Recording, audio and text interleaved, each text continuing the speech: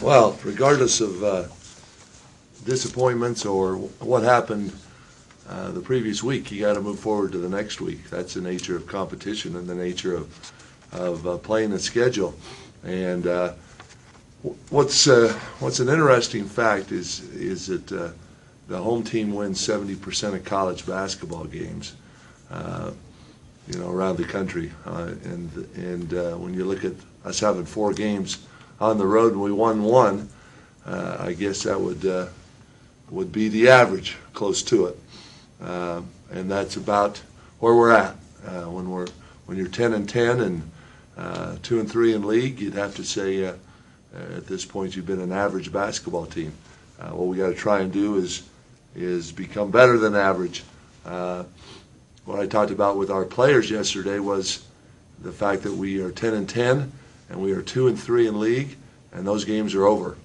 We have 9 league games left, 11 games overall left, and those are the ones we have a chance to do something about. The games that are over, and certainly there's been disappointments along the way, and some good wins, but certainly some disappointments as well. I think one thing that that I want to clarify is I read some of my comments sometimes, and the last thing I intend to do in any way, shape, or form is blame players for things that are happening or not happening.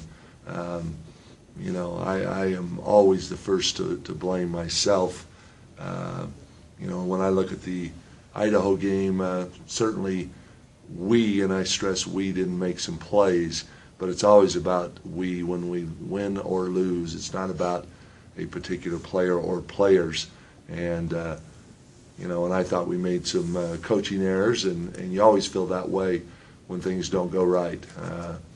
And when things do go right, I'm not one to pat myself on the back and think our coaches did a great job. So my assistants don't get a whole lot of praise. When things go well, they're supposed to, and when things don't go well, we screwed up.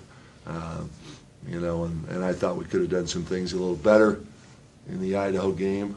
We did some things pretty well to lead for 38 minutes, but the end result is a loss. So with that being said, we move forward, and the interesting thing right now is with Morgan Grimm's situation. We've got him. When you look at a lot of our games, he's either been hurt or in foul trouble, and that puts a lot of pressure on the other post guys.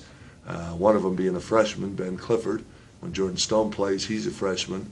Keyshawn has had some good moments, some real good moments, but he's been inconsistent, especially on the defensive and the rebounding end. That's where we'd really like to see him step up, and he knows that. I mean, there's nothing that I talk about that I don't talk about with the individual kids. Again, there's no blame game going on. I was mad after the game the other night, and Sean got some really good quotes. I was mad after the game. I was mad for a couple days, but that's never my intent. So going forward, Hawaii is they're like playing New Mexico State or playing Nevada. I mean, they have that kind of size and talent. They have a premier shooter in Zane. They are huge inside. With their 4 and their 5, are big and strong and talented. They're playing well defensively. The little point guard, football player, basketball player, I used to call him just a football player. He's not. He's a really good basketball player. And I don't know how you say his last name, but Ostrowski. But you look at his assist to turnover ratio in the league, and that tells you all you need to know. They got a bunch of other guys that need shots and expect to get shots, and he does his job getting them shots. We could not keep him in front of us the other night. And you look at all the players, and he's the one I think that really pulls that thing together for them. But they've got 3 guys averaging 18 points a game in league. they look awfully talented, awfully good on film. And then what they do is they come in and they play a variety of defenses to try and keep you off balance. They'll play some man, not a lot. Maybe they'll play more against us, but they've played a lot of triangle and two, box and one, 2-3 zone. We're going to get a mix of things. And then, quick turnaround Saturday night, in comes San Jose, and they play a odd matchup zone every possession that I've watched so far. So we're going to see defensively some odd combinations this weekend. And San Jose has had some good moments. I mean, Bakersfield is a turned around team from last year, and they beat them last night. Bakersfield's 11-10, and they've turned it around from their previous tough years. So, and I'm sure they look at us and see, lick their chops, thinking it's their chance to get a win. So anyway, that's kind of where we're at. The thing that we can't be is we can't be fragile. If we're fragile, we're going to get beat. We're going to keep getting beat. We've got to have guys that dare take a chance, dare shoot the ball, dare be physical, dare do what it takes to compete. We got to do everything we can to try and be the aggressors and not be tentative and fragile out there. I think that's as big a thing as anything when you come off a couple losses and feel like you should have won one of them. Especially with non-veteran players, it's real easy to be tentative and non-aggressive, and that's the biggest fear I have. We got to respond and come play and throw caution to the wind, so to speak. That's all I got. Do they? Does Hawaii use Johnson any differently? I mean, is he mostly they get a screen and shoot the wing shot, and he can take it in the basket too? Oh yeah, he's a better athlete than you think, and he's bigger than you think. He gets a lot of his shots off because he gets them off quick, and there's plays where they run 3 screens for him. They're going to do everything they can to get him open. He gets open on the break. The point guard will turn his back and hand it off to him, trying to get him a shot. They run a lot of things to get him looks, and when you extend to him, then they pound you inside with their size and their ability with their 2 inside guys. So, he had 24 and 25 against us, I think, last year.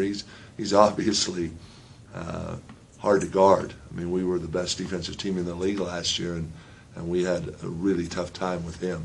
So, all you got to do is look at last weekend.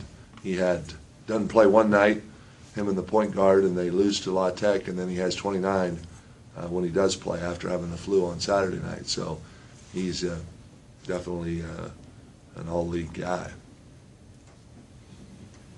But you said you've seen a lot more zone defenses lately. Us? Yeah. We have. And so would you expect that this weekend? Yeah. Well, they're weird zones. Some of them, though, they're not your standard. Hawaii will play once in a while a standard 2-3 zone, but when you play junk defenses, they're really kind of combination man and zone.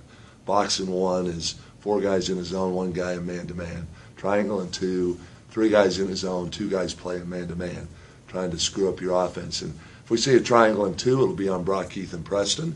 If we see a box and 1, it'll be on Preston. That's and I expect to see both. And then San Jose's looks like a 2-3 zone, feels like a 2-3 zone, but it's not. They follow guys through sometimes when you least expect it. It's not a traditional 2-3 zone. It's a matchup of sorts with some odd rules, that I'm not totally sure what the rules are. They just try and get you covered, switching and talking and all that sort of thing, and you got to run your stuff and screen somebody and try and get some looks. You think it's fair at this point with what you've seen, and this finishes through everybody, I guess, one time through for you with the games, that are Nevada, New Mexico State, and Hawaii superior, talented to every other team in the league, those three? Well, I think that's safe to say. I think most coaches would agree with that. You know, I mean, New Mexico State, when they walk on the floor, they just kind of shock you with I mean, you were sitting right there courtside. They did the same last year with their size and their bulk and their height and their strength. Nevada has somewhat the same effect. Very athletic and very big and strong. Not maybe quite as strong, but lots of weapons. And then Hawaii's right there with both of them in all those regards. So, yeah, I think most of us in the league would say that's a fair statement. This little stretch now, you have 7 of 9 at home. It's kind of maybe an opportunity to really get something going. Yeah, if we capitalize. I mean, you've heard me say for lots of years, just because you're at home doesn't mean you automatically win, and we've proven that this year.